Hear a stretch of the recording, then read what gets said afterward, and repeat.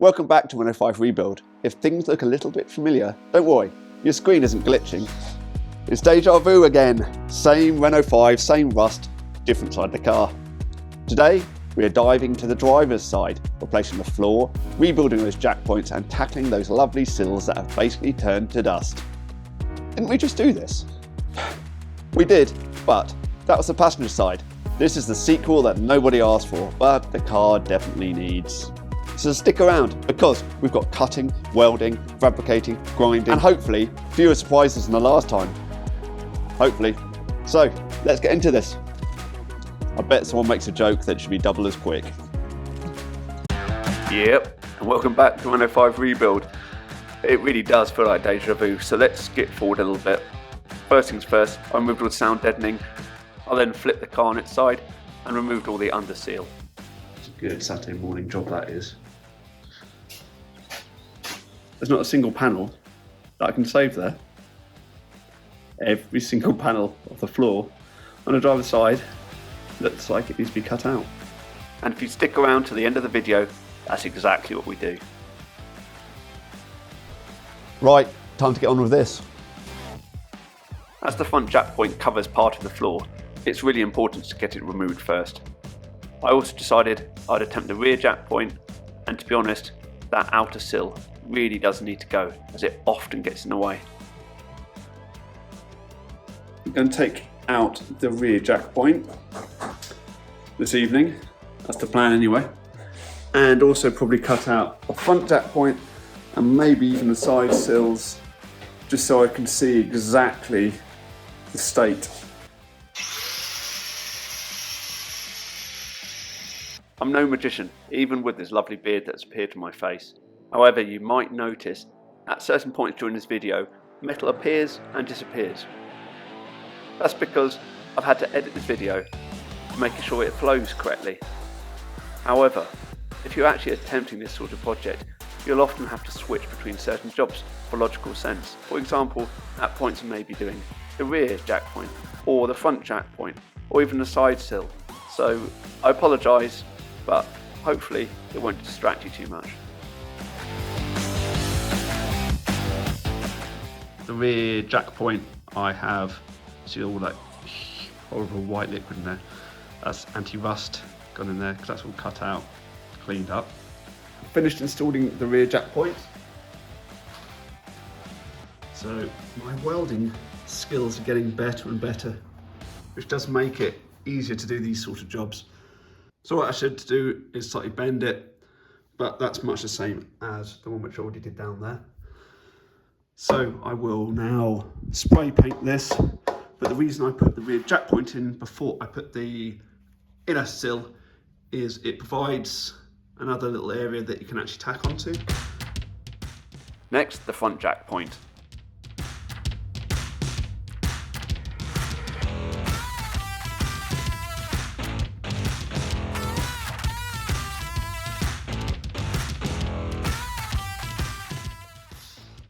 A little bit of rust. Never hurt anyone, right? You're right.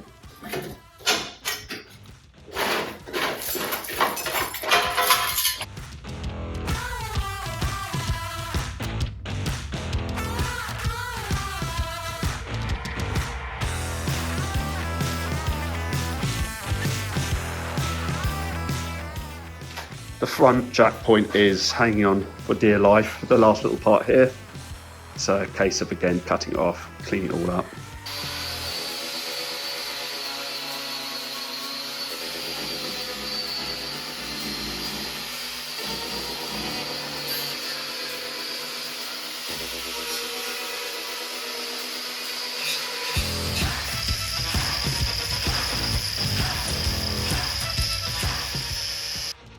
So I've decided to cut off part of the outer sill. We know it's going anyway.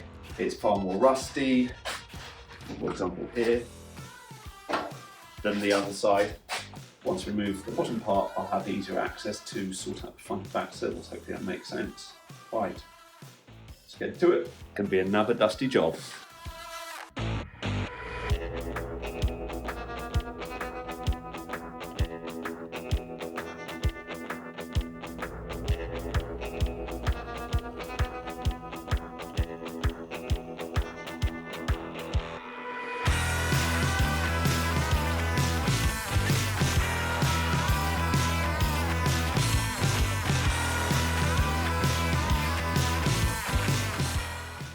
bottom part here, where are you? There we go. I'm just going to cut off. Why? Because that replacement inner sill is going there anyway. So if I can take this off, then we'll clean up this, see what we've got in terms of good metal to weld it back on.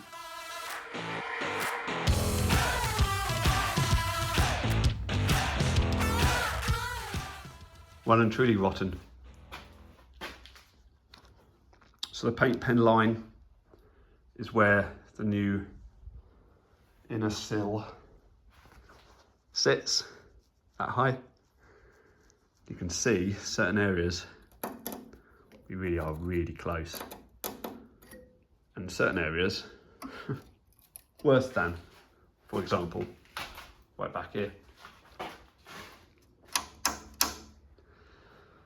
So the next step really is cleaning up below the line to see where the rust ends. So a lot of this is surface rust, so much like the other side, it's just a case of just cleaning it up and seeing what we've got. Next part, tidy this up. Putting the inner sill in today, it's exactly the same as last time, but this time we know what we're doing a little bit more. He always laughs. Okay, so this time, of course, you never want to weld when you've got a slight gap. It has to be really, really flat. And I was watching Bob from the machine shop on a Matt Armstrong video, and he really clamped.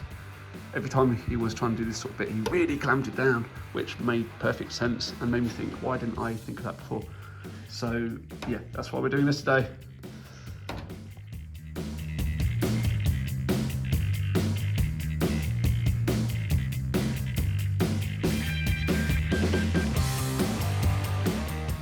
Right, the floor is our next piece, being that the inner sill is now done, which is nice. So we're trying to work out the best way to attack this. The metal isn't too bad up to this point here, and at the bottom, well, middle of the car up, that's the first hole there. So this is our first attack area. I'm not going to look any further there because there's obviously one hell of a hole just here, but let's ignore that obvious gaping monstrosity. It's only like that because I cut out a load of it, so it wasn't like that with you. Right, so we are thinking about just drawing lines all over this to work out what we're going to do. That makes sense.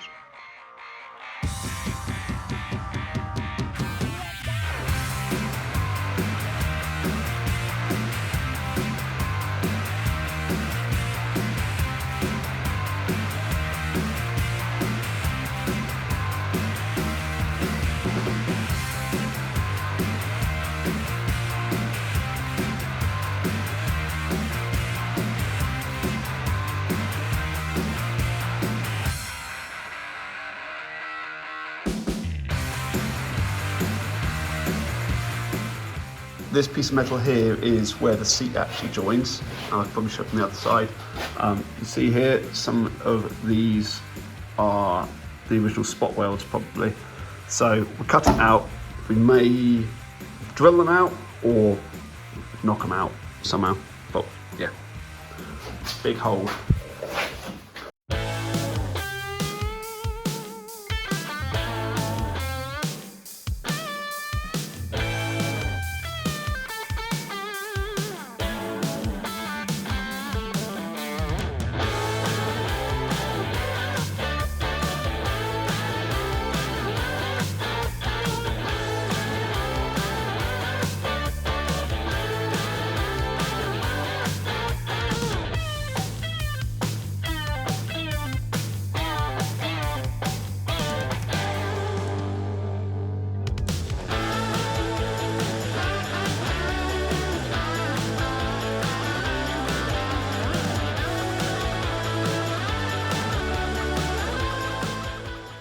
We've cut out a hell of a lot of the rust.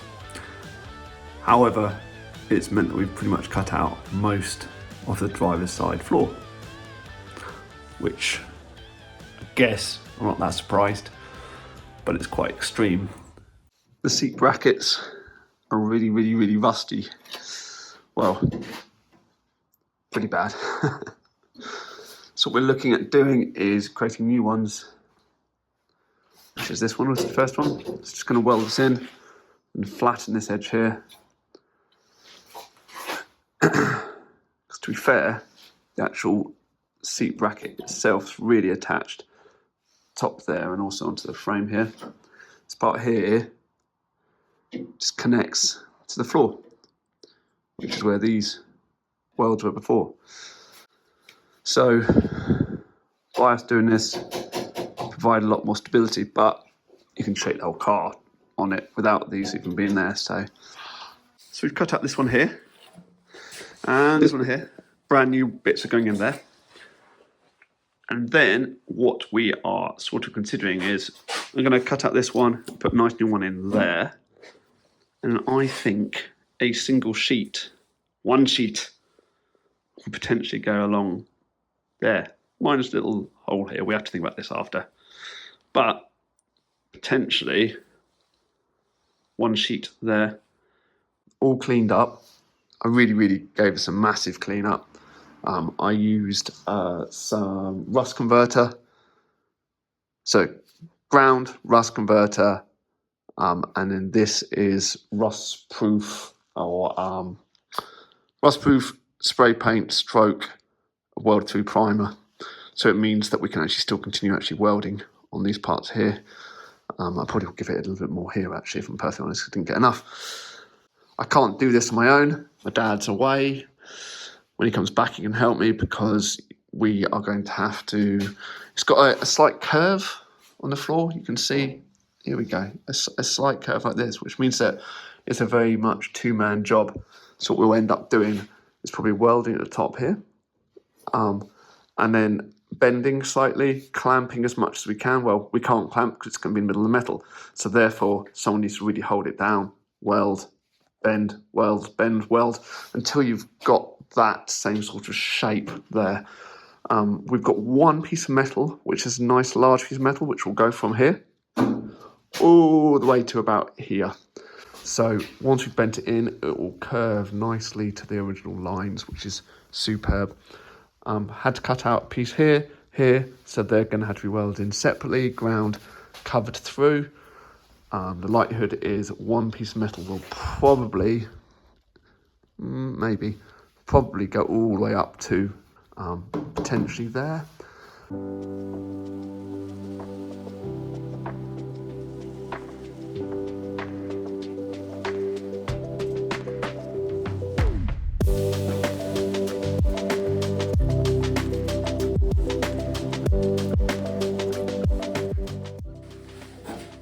That pretty fantastic. This part of the metal here, I've actually bent it so it is like a millimetre, if that, forward, so it's sat on top, all the way along there. And then I'll weld it in once we're done.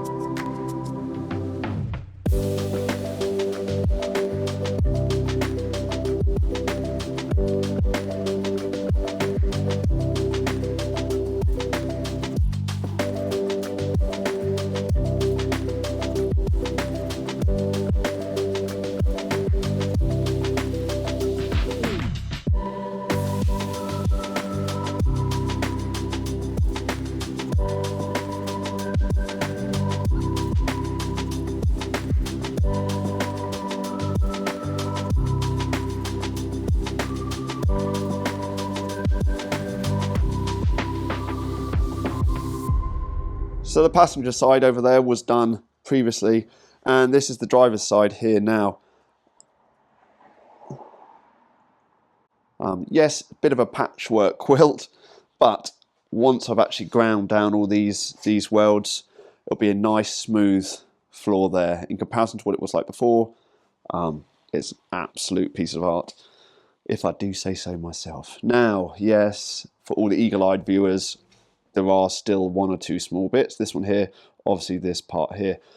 We did curve this sheet here in a previous part of this video, which worked out really well.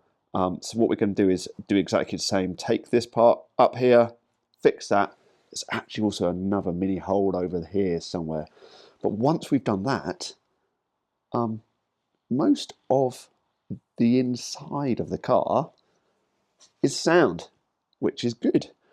Now, we're almost at 2,000 subscribers. Anyone who started watching us from the beginning knows we only did this, not for a laugh, but Imogen was absolutely desperate that we did record this, and it's become a bit of fun. I've actually enjoyed doing it as well, which has been amazing. So yeah, almost 2,000. If you haven't hit the subscribe button, please do. Doesn't particularly help us financially, but it does give us a bit of a boost to say people actually want to see us and watch this sort of content, which is good. We are getting closer and closer to the point of having to look for a body shop to actually spray the car. If anyone out there knows of a good body shop or wants to give us a hand, yeah, please reach out. We'd love to speak to yourselves.